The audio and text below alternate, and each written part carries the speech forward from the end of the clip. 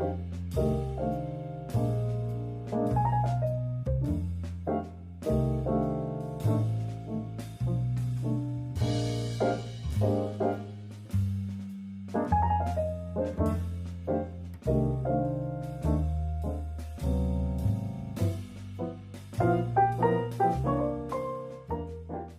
evening, ladies and gentlemen. And, I've been told just right now that since Parvi is not here, so I'm having this honor to speak about the book, speak about Raza a little bit, and then, of course, moderate this session. What we will try to do, because we've got time until 7, we've got time until 7. So what we'll try to do, we will, in turn, we will all speak about Raza and his latest work.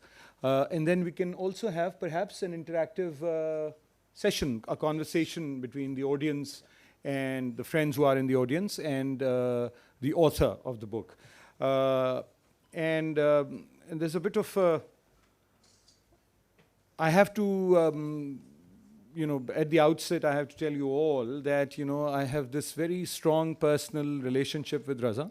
But I have, in my comments, I'll try not to be nepotistic at all.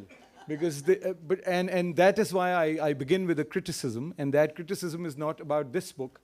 But I think the book, that the previous book I have seen, because I have read and seen, and Raza's struggle we all are familiar with. This particular book is for want of a better word, it is a much better work. It is an improvement on Raza's previous book. At least I look at it like that. And the reason being that his previous book, after Delhi by Heart, there was a collection of, there was a collection in between where he was not here when the book came out. It was a collection of his political writings, political commentaries. And that is something which was important and essential rather. But this particular book actually takes him to another level. And that level is the civilizational and the cultural level. And that is where he challenges the set ways of thinking in South Asia, which is, which we all, because we live in different countries in South Asia. And when I say that, he takes it to the civilizational level, it is titled being Pakistani. But actually, when you read it, and when you look at the expanse and the choice of themes and the variety of themes and the way he has dealt with subjects as varied as Qurratul Ain Haidar's fiction in Urdu and Lalan's poetry in Bangla, I think it is, it is a fascinating read. There is something that holds it together, although, all these essays are very different from each other. You can read them because initially smaller versions of some, not all, but some of these essays were published in different periodicals in South Asia and beyond. But if you read the book, it gives you an understanding of the tensions, which can be very healthy also at times, in the society, culture, and the overall the art scene of South Asia. Besides, it also tells us that, there was this, Ashfaq Salim Mirza is in the audience, but there are very few left in Pakistan in particular. I'm saying that with no, but I'm just saying that Ashfaq Saab is one of those people who actually have a very diverse understanding and interests. And to see that being transferred to the next generations, I think Raza is among the very few in Pakistan in his generation who are multilingual, who have got a wide understanding and interests which straddle politics, sociology, culture, arts, and even criticizing Salima Hashmi's paintings. So, that expanse is very rare these days. So that is where Ashfaq Saab was important to be mentioned. In terms of his personal journey, I mean, because he has this desire to share with us, what he has experienced personally. and he uses this term for some friends, but he has also declassed and de-ethnicized himself, and he's a real South Asian, citizen, for want of a better term, actually, but member of a larger community, and just can't sever his links, his roots with the larger South Asian civilization, and within the South Asian civilization, the Indo-Muslim culture, as it were. So you find all that in this book. From he begins with Kabir and Bulle Shah and Lalun, and comes to what is happening in the Urdu and other literatures in Pakistan also, I mean, which is very refreshing that because we have these unitary obsessions, ek qaum, ek zaban, ek mulk, ek mazhab. So, to read about Saraiki poetry, for instance, and his commentary on Saraiki poetry, and being humble about it, that, some other friends introduced and then explained what is the Saraiki scene, or what is the Pashto scene at the moment in Pakistan. So I think it all gels very well and gives us an understanding and an appreciation of the cultural and the art scene in Pakistan. I stop here, and I congratulate Raza, and we look forward to more such work, and because there are very few who can actually have that kind of variety and that kind of expanse, and the ability to bring it together, that is rare. So I would now like to request he's been introduced, but needs no introduction, as they say, Ali Dayan Hassan, to speak about the book. Thank you, Haris. Raza left Pakistan under very unfortunate circumstances. He nearly died before he left, and it was the gods, because we believe in pluralism, wanted perhaps him to live. And so he lived miraculously. But our lives, the lives of all thinking people in Pakistan, were the poorer for his absence. And it is therefore a moment of great rejoicing, I feel, that Raza is back. Welcome back, Raza. Thank you. It is what this book actually shows us is what Raza actually is, which is he is one of those great medieval intellectuals which have ceased to exist. People with a worldview, and a worldview that is informed by a breadth and depth of knowledge across certainly the lived human experience. Yeah. And that is both in this day and age, in this age of compartmentalization and specialization, this is both rare and absolutely essential. Because if you cannot imagine the world as a whole, and you can only see things in compartments, you cannot make sense of the world. So Raza, his great gift is that he makes himself see the world, and then he has the capacity to write and explain the world to the rest of us. This is quite an extraordinary thing, and in our country, in our part of the world, this is the kind of worldview or that is under threat. The idea that you should have this kind of worldview is under tremendous threat. So these people are rare. These contributions, such as this book, are very, very important. And if you look at this book, actually, it demonstrates to you exactly what I am saying. Raza's not an artist. He is not an art historian. But who says that understanding art is the preserve of artists and art historians? Who says that understanding music is the preserve of musicians? This is exactly the kind of compartmentalization that Raza, through the life that he has lived, defeats repeatedly. As Haris said, that he has declassed himself. I think that it's slightly different. I think he has tremendous class mobility. He can traverse different worlds with great ease, and I think anybody else who would have left Pakistan in the circumstances in which Raza left, as invested as he was in this country, would have found himself quite defeated. but that is not Raza. He knows how to snatch victory out of the jaws of defeat, and specializes actually in doing that. I've known Raza a very long time. This was the case when he was a very young person as well. He's just become better and better at it, and his stage has become bigger and bigger. Now, in terms of this book, so you will see that Raza believes, as do many of us, in a South Asian identity, in the power of syncretism. And this is reflected in everything that he writes, and everything actually, and how he processes what he sees and what he receives.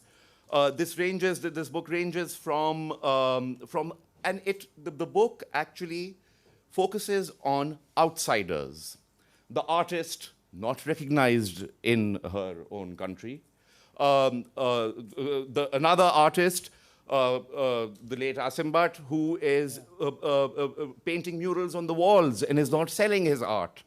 There is a democratic spirit to Raza's intellectual inquiry that you see in this book, and a love for culture, both visual culture and literary culture. It is all absolute, and in that sense, I think that there is an overabundance of political writing and political analysis, and there is not actually sometimes, I think, as much politics as there is political analysis in Pakistan. So it is a relief. Politics is pretty simple. It is pretty simple and quite repetitive, and somebody said today, and it made me laugh, that in Pakistan history repeats itself, first as farce and then as boring farce. So there is so what we need, and what this book provides, I think, and it is a departure for Raza as well, certainly from his last publication, is that it gives us a holistic, inclusive, broad-minded view of us as figures in moments in this moment in history, and as part of a cultural mosaic and fabric, a rich cultural mosaic and fabric. It is beautifully written, and I think that by far it is Raza's best piece of writing to date. There's something that really, towards the end of the book, there's an essay about Raza's experience of visiting former East Pakistan, Bangladesh. And I particularly liked that essay, because there's something that he also, he's a quintessential Lahori. But the problem with Pakistan and India, or the relationship between Pakistan and India, gets narrowed down to the partition of Punjab for political reasons and historic reasons, of course, and one can appreciate that. But we never speak about the Sindhis being dislocated, or we never speak about what happened in East Pakistan, which was the majority province until 1971. So when we speak about partition, or when we speak about peace in South Asia, we limit ourselves to Lahore, say Delhi tak. So I think he also, he has written a book about Delhi by heart, which was his first published book. But the going beyond that and understanding the whole of South Asia as one sort of civilizational unit, so to speak, or an amalgam of civilizations, Vedic and Perso-Arabic, and of course with a graft of the European civilization. So I think that is also, I find it interesting, because the whole discourse about South Asia gets limited to a conversation between Delhi and Lahore, which I think Raza has challenged in this book. Ji, Kishwarappa, over to you. Montage of culture of Pakistan, and it also looks a book written by me, because Lahore है, इसमें मेहदी हसन है, इंतज़ार हुसैन है, गुलाम अली, बाकी लोग हैं, और फिर शाजिया सिकंदर है, जिसको जब उसे सबसे बड़ा अवार्ड मिला था अमेरिका में, तो लोगों ने एक दूसरे से पूछा था कौन है ये, कोई नहीं जानता था, यहाँ इस से लिखा गया, इससे लिखा, और फिर कई लोगों ने लिखा उसके बारे में. और फिर ये कि इसके अंदर कबीर भी जिंदा है, क्योंकि इसने जो दिल्ली पे किताब लिखी है उसमें जो कल्चर वहाँ का है, وہ سارا کا سارا کلچر اس کو لاہور کے کلچر سے یہ خود کو ڈس ایسوسیٹ نہیں کر سکتا. جیسے میں خود یہاں 20 برس ہو گیا آئے ہوئے بابو محلے میں, لیکن میں اس بابو محلے میں اپنے آپ کو ابھی بھی اجنبی, بلکہ آج کچھ سمجھتی ہوں کہ آج ہاں میں ہوں لاہوری میں ہوں. لگتا ہے ان سب کو دیکھ کے لگتا ہے جب میں لاہوری میں ہوں. اچھا, جو حارث نے کہا ایسٹ پاکستان کے بارے میں جو اس نے لکھا ہے, شاید یہ پہلی دفعہ کیا اور پہلی دفعہ خوش ہو کے آ گیا کشتیاں دیکھ کے, لوگوں کو دیکھ کے. لیکن میں بہت دفعہ گئی اور میں بنگال کے بننے کے, بنگلہ دیش بننے کے بعد کئی دفعہ گئی اور مجھے بہت تکلیف ہوئی جا کے. تکلیف پہلے بھی تھی جو ہم نے کیا تھا ان کے ساتھ, اور اس سے یہ لکھا ہے کہ ہم نے باقاعدہ معافی نہیں مانگی. مانگی تو ہے 2 دفعہ. ایک دفعہ طاہرہ مظہر علی نے کانفرنس میں کھڑے ہو کے مانگی تھی باقاعدہ, پھر اس کے علاوہ بدھیا نے بھی مانگی تھی اور آسما نے بھی مانگی تھی, لیکن آفیشلی اس طرح سے اس کی ویف نے کیا تھا نا اس میں. لیکن یہ کہ آفیشلی نہیں کیا گیا تو حسینہ واجد کو شوق ہو گیا ہے کہ 82 سال کے لوگوں کو پھانسی دے, اور وہ دے رہی ہے, اور اللہ اس کا شوق سلامت رکھے. لیکن یہ کہ جو چیز تم لوگوں کو بالکل نہیں پتہ وہ یہ ہے کہ جو ہم نے نہیں کیا یہاں, کہ انہوں نے پہلے 3 سال کے اندر لبریشن میوزیم بنا لیا, اور پاکستان سے آزاد ہونے کی کہانی, پاکستان کی ایٹراسٹیز کی کہانی, پاکستان کے سارے حالات, سارے دنیا کے اخبارات اور وہ سارے ڈھانچے جو گدھ کھا چکے تھے انہوں نے اٹھا کے اس میوزیم میں رکھے ہیں. اور اس میوزیم کی سب سے تکلیف دہ بات جو حقیقت ہے وہ یہ ہے کہ اتنی چھوٹی سی ٹیبل ہے وہ انہوں نے رکھی ہوئی ہے, اور اس کے پیچھے قد اعظم تصویر ہے جس پہ جنرل اروڑا کے سامنے جنرل نیازی ہتھیار ڈالنے کے ساتھ دستخط کر رہے ہیں. اس ٹیبل پہ لکھا ہے this is the historic table where Pakistan army surrendered. تو اس طرح کی بہت سی چیزیں ہیں جو اس کو شکر ہے نہیں پتہ, اور جو ہم نے دیکھی اور ہم نے پہلے بھی دیکھا اور بعد میں بھی دیکھا یہ چیزیں ہیں. جو چیز بہت ہی خوبصورت ہے اس کے یہاں 3 آرٹیکل جو اس نے بہت ہی محبت سے لکھے, ایک اینی آپا پہ, ایک انتظار پہ اور ایک فہمیدہ پہ. یہ تینوں آرٹیکل جو ہیں وہ اس کے basic love for commitment to literature and also commitment to art ہے.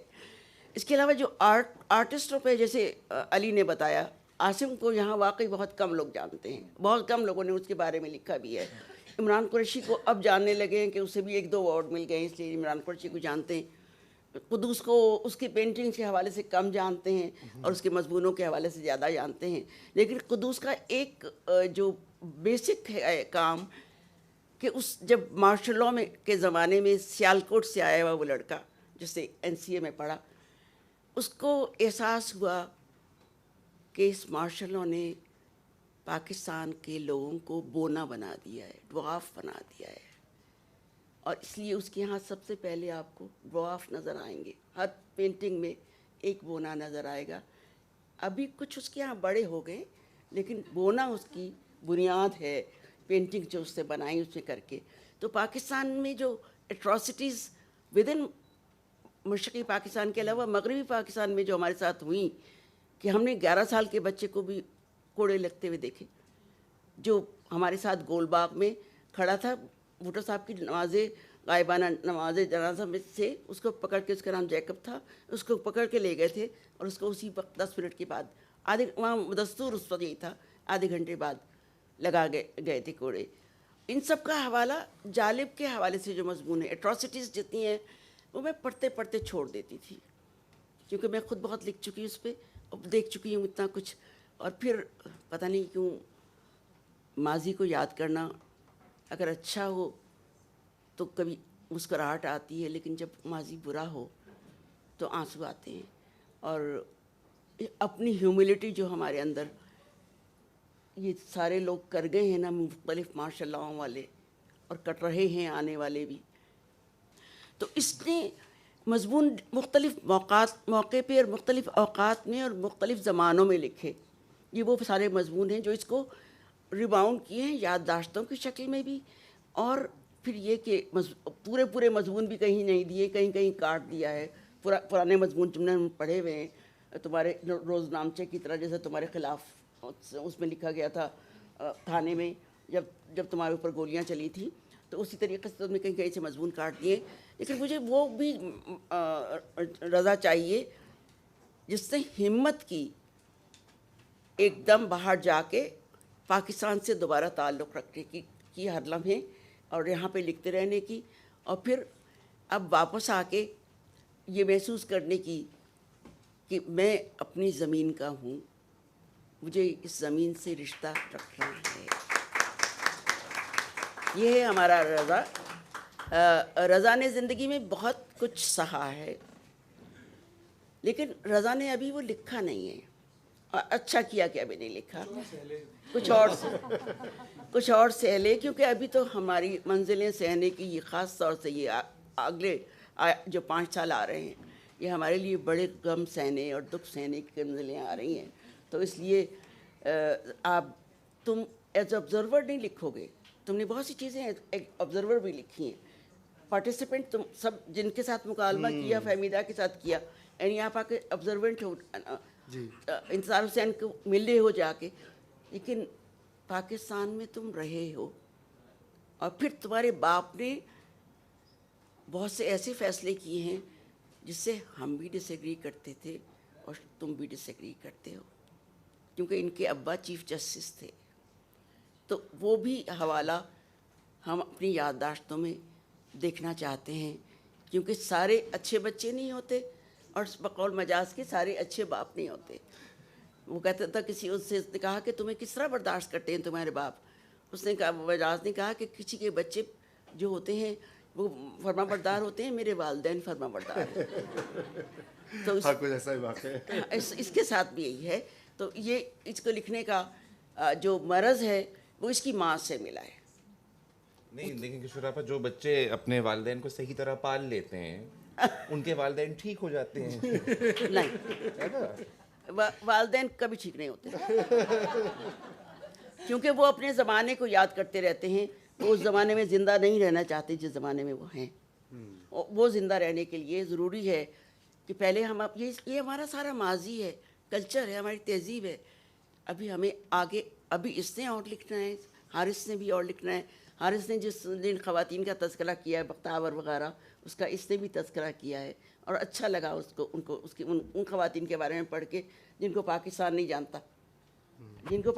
जानता. तो इसलिए बहुत सी चीज़ें ऐसी हैं जिनको पाकिस्तान नहीं जानता, और इसलिए ये किताब एक तरह की हमारी कल्चरल हिस्ट्री भी है और हमारी रेमिनिसेंस भी है, और मैं तो इसे कल्चरल मोन्ताज कहती हूँ पाकिस्तान का.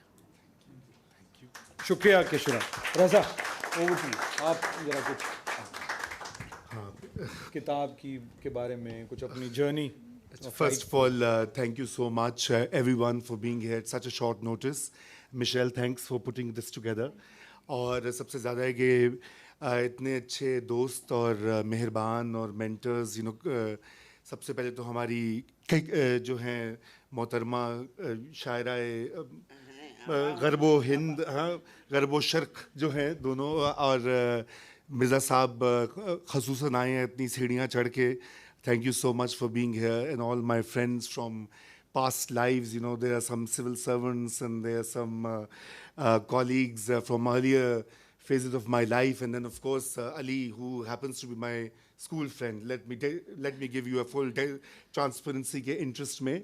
हम डिस्क्लोजर हैं छोटे हमसे, मगर हम दोस्त थे, तो इसलिए इन्होंने जो तारीफ़ें की हैं वो उसमें बिल्कुल यकीन ना कीजिएगा, वो नेपोटिज्म का एक शाहकार थी. But thank you Haris and Ali for the kind words about the book, and let me just briefly talk about the book a bit. So these are basically essays that I started writing during the last 12-13 years. Or, I was a features editor at the Friday Times. I used to write features there, and suddenly, so people read, and there are a few people who write on culture and arts, as Ali said. And so I was commissioned left, right, and center. There were so many writing demands and requests that often I could not do justice to my own writing. The one had to rush and meet the deadline, the way it happens with journalistic writings. But some of these writings appeared in journals across the border in India, in Jamia Millia. They started a journal on culture called The Third Frame.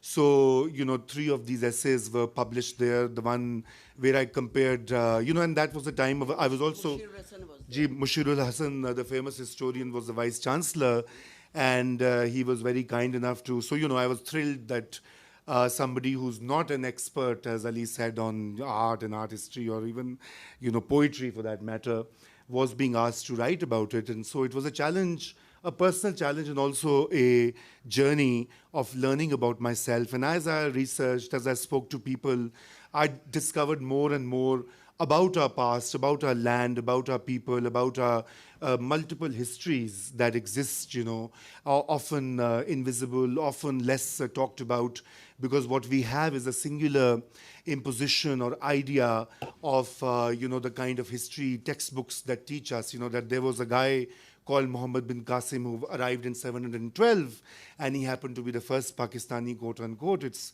there in our textbooks. Muhammad bin Qasim. Text books में लिखा है ना, ऐसी चीजें पढ़ाते हैं बच्चों को.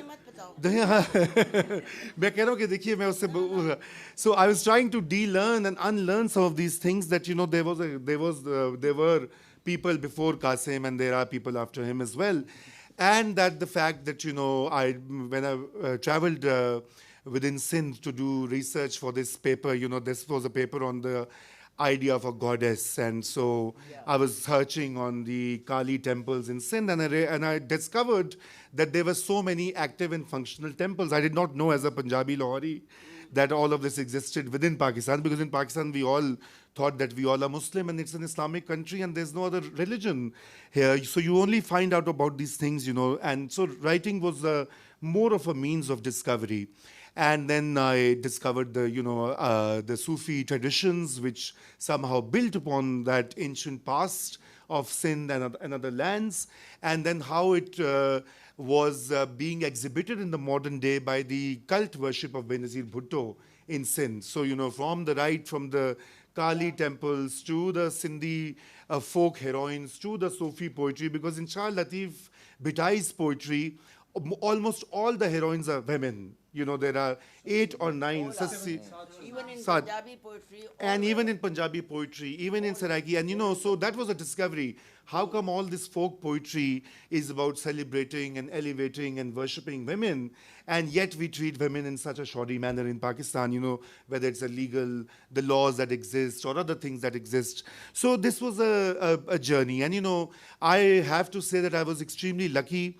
Keshwarappa mentioned my father, and prior to his government assignments, he was also happened to be the legal advisor to the Arts Council in Lahore, and that's when he struck friendships with Michelle's father, Khalid Saeed Butt, Mohtarma Keshwar Nahid Sahiba, Apa, or Anwar Sajjad and others. And as a child, I was always intrigued, when we had to write essays on what is Pakistani culture. And as I mentioned in the introduction, so I asked Dr. Anwar Sajjad, as a 14 or 15-year-old person, what is our culture? Because there was no definition, there was no book, there was no... And so he started giving me this really complicated spiel. I have it in the book. Pakistani culture. और बिल्कुल और आपकी किताब अब आ चुकी है. And so there was no text available, and all we knew about the culture was something that was not really accessible or understandable. And that is when these different snippets of Pakistan's folk histories, of different aspects of our lived realities and lived faiths came into play. And so, these essays were part of that discovery. They're not the best of, thank you, Ali and Haris. I mean, I would have done slightly better, but, they were written under tight deadlines and, this and that. but they certainly. As I speak about one person that all of us have forgotten, and that is Mustafa Zaidi. جی میں ان کی بھی بات کرتا ہوں بالکل. And so I was exploring all of that, and then they came together, and in 2014 or 2015 I signed up contracts for this and sent them a long list, and they selected some of these, and thankfully they've come together. But let me also talk about, as Keshwar Appa reminded, about Mustafa Zaidi and other poets. Mustafa Zaidi was a really leading Urdu poet, and also a civil servant. So I used to be a civil servant, and I'm not a poet, but had the pretensions of being a poet when I was younger. And I stayed in the same house where Mustafa Zaidi used to live in Murray, and I visited where he was posted in DG Khan. And so, when I used to live in that house in Murray, where Ali has been, and Mishka, my friend, they've been the regular visitors. And so I would often think of where Mustafa Zaidi would sit and, try to feel his, ghost or whatever, his spirit. And so I started reading about him, and, fascinating life and career. A man totally misfit in the civil service because he was seen as a poet. And within the poets, he was seen as this CSP, entitled, oppressive, exploitative establishment figure. So both, and then I started reading. He was dismissed. And then he was dismissed under Yahya Khan, and then suddenly found dead one day, and by all accounts he was probably murdered. And so that was one of my first articles. I mean, it's actually 13 years old, what I wrote. I just expanded it for this book. But, so it's been looking at these different aspects of Pakistani cultural identity, I think, from the lens of literature, from the lens of the arts, from the lens of our folk poetry, and how common these are to our South Asian compatriots, So the ideas that Bulle Shah was talking about, was what he was preaching in the Punjab, had already been mentioned in a different language by Kabir. And later, after Bulle Shah, were being followed by Lalon Fakir in Bengal. And if you look at the poetry, if you look at the themes, so Lalon Fakir, for example, is so amazing. So he says in one of his poems that you circumcise men for identity. So what do you do with women? So he's like, he raises these questions about the idea of how we, the gender identity. Now all these debates are very fashionable in the West and even in Pakistan, all of that. And you were 13-year-old when you wrote about Mustafa Zaidi? No, I was older, much older. That with Shahnaz Gul, G just mentioned, no other detail about Shahnaz Gul. ہاں وہ زیادہ نہیں ہم نے لکھا پھر وہ ناقابل اشاعت ہو جاتا تو بہرحال so the thing is that so Lalon was talking about themes of equality, of getting rid of gender subordination, of casteism, of class identities that were yet to emerge in the consciousness of Indians and Pakistanis later and Bengalis later. And he's still a revered figure in Bengal. In these days, Lalon's ideas are under attack, much, not unlike Pakistan, where Sufi shrines are under attack, where Sufi practices are under attack. And, so many shrines have been bombed in Pakistan, unfortunately. And, that is the whole resistance that we need to mount by remembering our past, by exploring that, So some of these practices at Sufi shrines I don't agree with, Some of them, the kind of business that goes on these shrines is something that we should not really condone.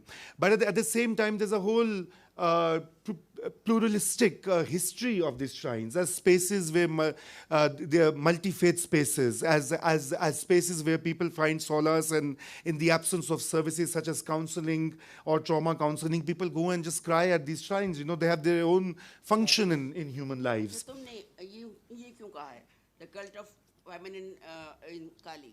ہاں جی, cult of Kali. So cult of Kali کا بھی وہ تعلق وہیں سے بن جاتا نا, جو وہ ہوا. How do you make it feminine? جی نہیں, تو فیمینن وہ یہ تھا نا کہ Kali is the is now a symbol of sort of the feminine power as it has been sort of reinvented in India. And so I was very interested in the fact that, the interesting part is that where Muhammad bin Qasim, when he came to Thatta and adjoining places, no, I'm just giving you an example. And he built a mosque there, and he built a whole, serai over there. And just a few steps away, in underground, in a cave, there's an existing functional Kali temple. So see, underneath in the underground, you have a Kali temple. On top comes an Islamic person whom we relate to as the first kind of a Muslim or a first Pakistani, whatever. So there are these physical layers of history, and there are also imagined layers of history that we must not forget, because we have for too long given a unidimensional idea of ourselves, of our past, of our identities. And I think that is what I try to challenge in this book, but also document in this book. And the fact that, what I suggest by the title of the book, and I do not really explain anywhere what is being a Pakistani, but I think that being everything that we are is being a Pakistani. And we should respect diversity. We should accept diversity, that, there are going to be different ethnic backgrounds. There are going to be different faiths, different sects, different folk histories, different genealogies, different chronologies, and still we are Pakistanis. And that is what Keshwar Appa mentioned, and Ali also alluded to the fact that 4 years ago I had to leave my country, and it was not a very happy choice. Of course, my detractors in the media and on TV and on social media, they say कि जी भाग गया और वहाँ पे जाके dollar कमा रहे हैं और ये कर रहे हैं वो कर रहे हैं. बिल्कुल आप भी चले जाइए भाई, कमा लीजिए, पता लग जाएगा आटे दाल का भाव जब कपड़े खुद धोने पड़ते हैं. और सच बता दो कितना कमाया है. नहीं, बस यूं समझे लिफाफे ही लिफाफों की. तो ये हाँ. So the thing is that it was not an easy choice to leave the country. It's a physical separation. And then there was obviously the challenge. Many people said, why don't you apply for asylum? And, and I said, no, I'm not going to. People came forward and said, we'll help you with this and this and that. And I was very reluctant to be an asylee, because it meant I had to disconnect from the idea of being a Pakistani. And I just cannot. Even if I live in America or Timbuktu or Lahore, I will always be a Pakistani. This is where my identity. And, and I don't have to apologize for that. I don't have to justify that to myself or to anyone. And I think, in my own way, I have a peculiar way of loving my country that is also being critical sometimes, and that is also being analytical sometimes, and looking at the past and the present and the future. And that's how we all thinking beings need to interact with our surroundings. So it was a very tough choice, and I'm very glad that so many of you have shown up, and my dear friends are up here and in the audience as well, because it is truly a homecoming for me, and I want to be in Pakistan. I want to be here as frequently, and perhaps be here one day full time. And this is the start of an arduous, long journey of relocation and recovering. But coming back here is not. Has not been that difficult either, because you see, for me, the idea of Pakistan is primarily through the lens of my cultural identity. So from the Amal Tas tree to the Jamun tree, and to the songs of Bulle Shah, and to the seasons and the climate. And I'm very glad I came in the thick of a summer heat wave in Lahore, and then suddenly there was monsoon, and I've seen 2 seasons in just 1 month. So, and karele, bilkul aapne sahi kaha, karele nahi milte aur na pakane aate hain. So, chunache, so it's all of these composite things is what I talk about, and I hope you read this book, and you feel free to critique it and send me your feedback. I'd like to continue some of the other works in progress that I have regarding things which have not been really talked about. And I'm an editor of a paper now. Before that, I edited a weekly magazine for years and years. And everybody wants to write on politics, as Ali says. We get dozens of political op-eds every day. I don't know what's this obsession about Afghanistan, Pak, US, and Nawaz Sharif versus Imran Khan, and Balla thrashing the Sher and Sher thrashing the Tir. I mean, it's an obsessive political culture, and I think the mainstream media is to be blamed for that. But in large measure, because when we grew up, PTV was a source of cultural information. You know, much as we hated the PTV at times, but we loved it as well. It gave us the songs of Mehdi Hasan. Kishwar Appa used to interview the luminaries of that time. We saw the best written plays by our top playwrights and writers. All of that has disappeared. All you have is from 7 to 12 abusive, dirty, discourse, which is not only polluting the discourse, but actually influencing young minds. So when young people on social media say, "Oye, main tera ye kar dunga, wo kar dunga, bhag ja, ye kar de," it is a reflection of the larger political culture we have created. There's no dialogue on these talk shows. I was a talk show host once, and I know that how awful the whole environment was. It was all profit driven and TRPs and scream. वो शुरू में मुझे कहते थे चीखें आप. मैंने कहा भाई क्यों चीख के बोलें, जरा चीखें. सो ये जो चीखने का जो अमल है, और ये इसने हमारा डायलॉग, हमारी गुफ्तगू का सलीका, करीना, तरीका वो हमसे छीन लिया है.